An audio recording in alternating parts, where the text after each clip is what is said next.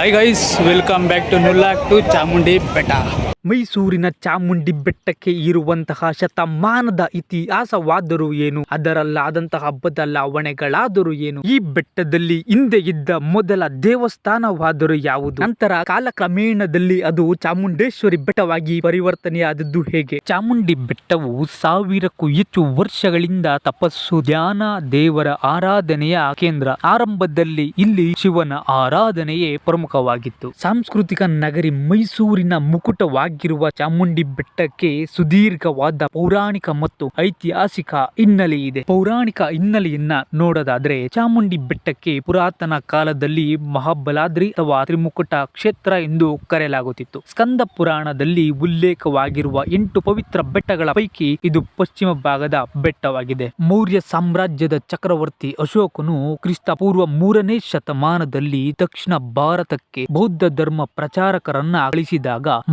ಮಂಡಲಕ್ಕೆ, ಅಂದರೆ ಇಂದಿನ ಮೈಸೂರು, ಅಲ್ಲಿಗೆ ಮಹಾದೇವ ಎಂಬ ಭಿಕ್ಷುವನ್ನು ಕಳಿಸಿರುತ್ತಾನೆ. ಅಂದರೆ ಬೆಟ್ಟದ ಪಾದದ ಪ್ರದೇಶವು ಒಂದು ಕಾಲದಲ್ಲಿ ಬೌದ್ಧ ಧರ್ಮದ ಪ್ರಭಾವಕ್ಕೆ ಒಳಗಾಗಿತ್ತು. ಕ್ರಿಸ್ತ ಶಕ 950ರಲ್ಲಿ ಈ ಬೆಟ್ಟಕ್ಕೆ ಸಂಬಂಧಿಸಿದ ಅತ್ಯಂತ ಹಳೆಯ ಶಾಸನವು ಗಂಗಾ ವಂಶದ ಕಾಲದಾಗಿದೆ. ಆ ಕಾಲದಲ್ಲಿ ಇದನ್ನು ಮಹಾಬಲಾದ್ರಿ ಅಥವಾ ಮಹಾಬಲ ಬೆಟ್ಟ ಎನ್ನಲಾಗುತ್ತಿತ್ತು. ಕ್ರಿಸ್ತ ಶಕ 1128ರಲ್ಲಿ ಹೊಯ್ಸಳ ದೊರೆ ವಿಷ್ಣುವರ್ಧನ ಕಾಲದ ಶಾಸನಗಳಲ್ಲಿ ಈ ಕ್ಷೇತ್ರವನ್ನು ಮಬ್ಬೇಳದ ತೀರ್ಥ ಅಥವಾ ಮರ್ಬಳದ ತೀರ್ಥ ಎಂದು ಕರೆಯಲಾಗುತ್ತಿತ್ತು. ಹೊಯ್ಸಳರ ಆಡಳಿತ ಕಾಲದಲ್ಲಿ ಬೆಟ್ಟಕ್ಕೆ ಭೂದಾನ, ಧನ ಸಹಾಯ ಮತ್ತು ನಿರ್ವಹಣೆಗೆ ನೆರವು ನೀಡಲಾಯಿತು. ಅಲ್ಲದೆ ದೇವಾಲಯದ ಸುತ್ತಮುತ್ತಲ ವಸತಿ ಮತ್ತು ಯಾತ್ರಿಕರಿಗೆ ಸೌಲಭ್ಯಗಳು ಬೆಳೆಯತೊಡಗಿದವು. ನಂತರ ಕಲ್ಲಿನ ಶಿಲ್ಪಕಲೆ ಮತ್ತು ದ್ರಾವಿಡ ಶೈಲಿಯ ವಾಸ್ತುಶಿಲ್ಪಕ್ಕೆ ಉತ್ತೇಜನವನ್ನ ಹೊಯ್ಸಳರು ನೀಡುತ್ತಾರೆ. ಇವರ ನಂತರ ವಿಜಯನಗರ ಸಾಮ್ರಾಜ್ಯದ ಕಾಲದಲ್ಲಿ ಈ ಬೆಟ್ಟವು ದಕ್ಷಿಣ ಭಾರತದ ಪ್ರಮುಖ ಶಕ್ತಿ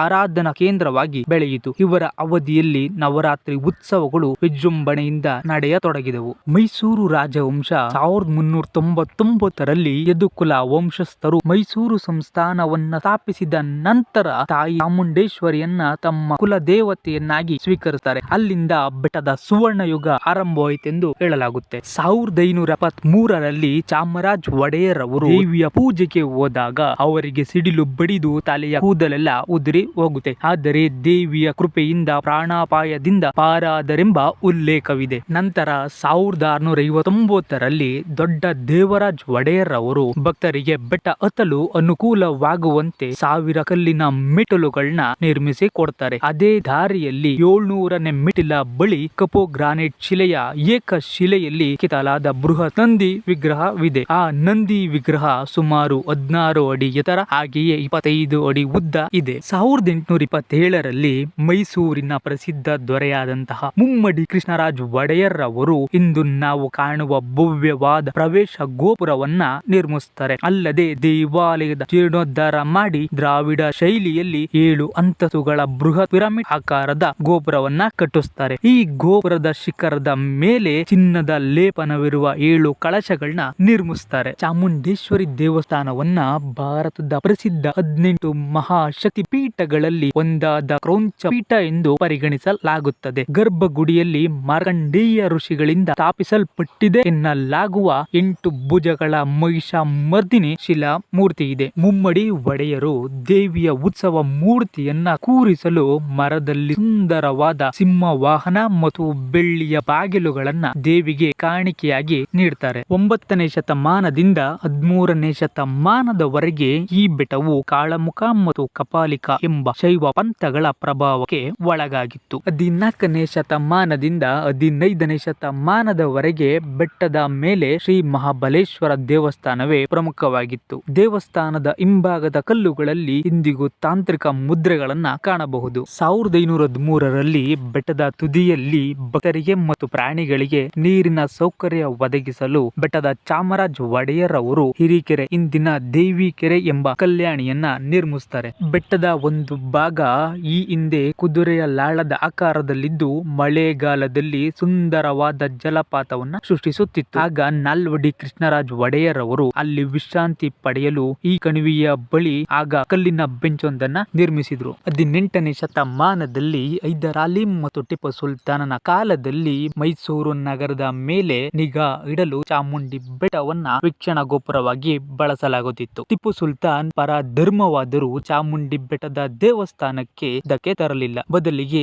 ದೇವಾಲಯಕ್ಕೆ ಕಂಚಿನ ಪಾತ್ರೆಗಳು ಹಾಗೂ ಒಡವೆಗಳನ್ನು ಕಾಣಿಕೆಯಾಗಿ ನೀಡಿದ ದಾಖಲೆಗಳಿವೆ. ಆದರೆ 4ನೇ ಮೈಸೂರು ಯುದ್ಧದ 1799ರ ಸಮಯದಲ್ಲಿ ಬ್ರಿಟಿಷ್ ಸೈನ್ಯವು ಮೈಸೂರು ನಗರವನ್ನ ಮುತ್ತಿಗೆ ಹಾಕಿದಾಗ ಚಾಮುಂಡಿ ಬೆಟ್ಟದ ತುದಿಯಲ್ಲಿದ್ದ ಕೆಲವು ಸೈನಿಕ ಶಿಬಿರಗಳ ಮೇಲೆ ಫಿರಂಗಿ ದಾಳಿ ನಡೆಯಿತು. ಇನ್ನು ಅರಮನೆಯ ಇತಿಹಾಸಕಾರರ ಪ್ರಕಾರ ಶತ್ರುಗಳು ದಿಢೀರ್ ದಾಳಿ ಮಾಡಿದಾಗ ರಾಜ ಮನೆತನದವರು ತಪ್ಪಿಸಿಕೊಳ್ಳಲು ಅರಮನೆಯ ತಳ ಭಾಗದಿಂದ ಚಾಮುಂಡಿ ಬೆಟ್ಟದ ಪಾದಕ್ಕೆ ಮತ್ತು ಬೆಟ್ಟದ ಮೇಲಿರುವ ಜ್ವಾಲಾಮುಖಿ ತ್ರಿಪುರ ಸುಂದರಿ ದೇವಸ್ಥಾನದ ಬಳಿಗೆ ಸಂಪರ್ಕಿಸುವ ಗುಪ್ತ ಸುರಂಗ ಮಾರ್ಗಗಳನ್ನು ನಿರ್ಮಿಸಲಾಗಿತ್ತು. ಸುರಕ್ಷತೆಯ ದೃಷ್ಟಿಯಿಂದ ಈ ಸುರಂಗಗಳ ಪ್ರವೇಶ ದ್ವಾರಗಳನ್ನು ಬ್ರಿಟಿಷರ ಕಾಲದಲ್ಲೇ ಮುಚ್ಚಲಾಯಿತು. ಕ್ರಿಸ್ತಶಕ 1760ರಿಂದ 1790ರ ಅವಧಿಯಲ್ಲಿ ಹೈದರಾಲಿ ಮತ್ತು ಟಿಪ್ಪು ಸುಲ್ತಾನ್ ಕೈಗೆ ಮೈಸೂರಿನ ಆಡಳಿತ ಹೋದಾಗ ಒಡೆಯರ್ ರಾಜವಂಶದ ರಾಣಿಯರು, ವಿಶೇಷವಾಗಿ ಮಹಾರಾಣಿ ಲಕ್ಷ್ಮಣಿಯವರು ಮೈಸೂರು ಸಂಸ್ಥಾನವನ್ನ ಮರಳಿ ಪಡೆಯಲು ತಾಯಿ ಚಾಮುಂಡೇಶ್ವರಿಯ ಸನ್ನಿಧಿಯಲ್ಲಿ ರಹಸ್ಯ ಸಭೆಗಳನ್ನು ನಡೆಸುತ್ತಿದ್ದರು. ಬ್ರಿಟಿಷರೊಂದಿಗೆ ಸಂಧಾನ ಮಾಡಲು ಬೆಟ್ಟದ ಅರ್ಚಕರನ್ನು ಕಳಿಸಲಾಗುತ್ತಿತ್ತು. ಇನ್ನು ಪುರಾಣಗಳ ಪ್ರಕಾರ ಮಹಿಷಾಸುರ ಬ್ರಹ್ಮನಿಂದ ದೇವರು ಅಥವಾ ಪುರುಷರಿಂದ ನನಗೆ ಮರಣವಾಗಬಾರದು ಎಂಬ ವರನ ಪಡ್ಕೊಂಡಿರ್ತಾನೆ. ಈ ವರದ ಪರಿಣಾಮವಾಗಿ ಅವನು ದೇವಲೋಕ, ಭೂಲೋಕ ಮತ್ತು ಋಷಿಗಳನ್ನು ಹಿಂಸೆ ಕೊಡಲು ಪ್ರಾರಂಭಿಸುತ್ತಾನೆ. ಆಗ ಬ್ರಹ್ಮ, ವಿಷ್ಣು ಮತ್ತು ಶಿವ ಸೇರಿದಂತೆ ಎಲ್ಲಾ ದೇವತೆಗಳ ದಿವ್ಯ ಶಕ್ತಿಗಳು ಒಂದಾಗಿ ಆದಿಶಕ್ತಿಯನ್ನ ಸೃಷ್ಟಿಸುತ್ತಾರೆ. ಆ ಶಕ್ತಿಯೇ ದೇವಿ ಚಾಮುಂಡೇಶ್ವರಿ. ಚಾಮುಂಡೇಶ್ವರಿ ಸಿಂಹವನ್ನ ವಾಹನವನ್ನಾಗಿ ಆರೋಹಿಸಿ ಮಹಿಷಾಸುರನೊಂದಿಗೆ ಹಲವು ದಿನಗಳ ಯುದ್ಧ ನಡೆಸಿ ಕೊನೆಗೆ ಅವನನ್ನ ಸಂಹರಿಸುತ್ತಾರೆ. ಈ ವಿಜಯವು ಧರ್ಮ ಮತ್ತು ಅಧರ್ಮದ ಮೇಲೆ ಗಳಿಸಿದ ಜಯ ಎಂದು ಪರಿಗಣಿಸಲಾಗುತ್ತದೆ. ಇನ್ನು ಜಾನಪದ ಚರಿತ್ರೆಯ ಪ್ರಕಾರ ಚಾಮುಂಡೇಶ್ವರಿ ಮತ್ತು ಜ್ವಾಲಾಮುಖಿ ಇಬ್ಬರು ಸಹೋದರಿಯರು. ಮಹಿಷಾಸುರನ ವಧೆಯ ಸಮಯದಲ್ಲಿ ಬೀಜಾಸುರನೆಂಬ ರಾಕ್ಷಸನ ರಕ್ತದ ಪ್ರತಿ ಹನಿ ನೆಲಕ್ಕೆ ಬಿದ್ದಾಗಲೂ ಮತ್ತೊಬ್ಬ ರಾಕ್ಷಸ ಹುಟ್ಟುತ್ತಿದ್ದ. ಆಗ ಜ್ವಾಲಾಮುಖಿಯು ತನ್ನ ಬೃಹತ್ ನಾಲಿಗೆಯನ್ನ ಭೂಮಿಯ ಮೇಲೆ ಚಾಚಿ ರಕ್ತ ನೆಲಕ್ಕೆ ಬೀಳದಂತೆ ಕುಡಿದು ಚಾಮುಂಡಿಗೆ ಸಹಾಯ ಮಾಡಿದರು ಎಂಬ ಆಳವಾದ ನಂಬಿಕೆ ಇದೆ. ಹಾಗಾಗಿ ಇಂದಿಗೂ ಚಾಮುಂಡಿ ಬೆಟ್ಟದ ರಥೋತ್ಸವ ಮುಗಿದ ನಂತರ ಉತ್ತನಹಳ್ಳಿ ದೇವಸ್ಥಾನಕ್ಕೂ ವಿಶೇಷ ಪೂಜೆ ಸಲ್ಲಿಕೆಯಾಗುತ್ತದೆ. ಇನ್ನು ಮೈಸೂರು ದಸರಾ ಮತ್ತು ಚಾಮುಂಡೇಶ್ವರಿ ದೇವಿಯ ಸಂಬಂಧ ಅತ್ಯಂತ ಗಾಢವಾಗಿದೆ. ದಸರಾದ ವೇಳೆ ಚಾಮುಂಡೇಶ್ವರಿ ದೇವಿಗೆ ನವರಾತ್ರಿಯ 9 ದಿನಗಳ ವಿಶೇಷ ಪೂಜೆ ಇರುತ್ತೆ. ಹಾಗೆ ರಾಜವಂಶದ ವಿಶೇಷ ಆರಾಧನೆ ಹಾಗೂ ಲಕ್ಷಾಂತರ ಭಕ್ತರ ಆಗಮನ ಹಾಗೂ ಮೈಸೂರಿನ ಸಾಂಸ್ಕೃತಿಕ ವೈಭವದ ಪ್ರದರ್ಶನ ಆಗುತ್ತೆ. ಚಾಮುಂಡಿ ಬೆಟ್ಟವು ರಾಜಕೀಯ ಪಲ್ಲಾಟಗಳು, ತಾಂತ್ರಿಕ ಆರಾಧನೆಗಳು ಮತ್ತು ಭವ್ಯ ವಾಸ್ತು ಶಿಲ್ಪದಂತಹ 6 ಇತಿಹಾಸದ ಪದರಗಳನ್ನು ತನ್ನ ಒಡಲಲ್ಲಿ ಇಟ್ಟಿಕೊಂಡಿರುವ ಜೀವಂತ ಚಾರಿತ್ರಿಕ ಸ್ಮಾರಕವಾಗಿದೆ.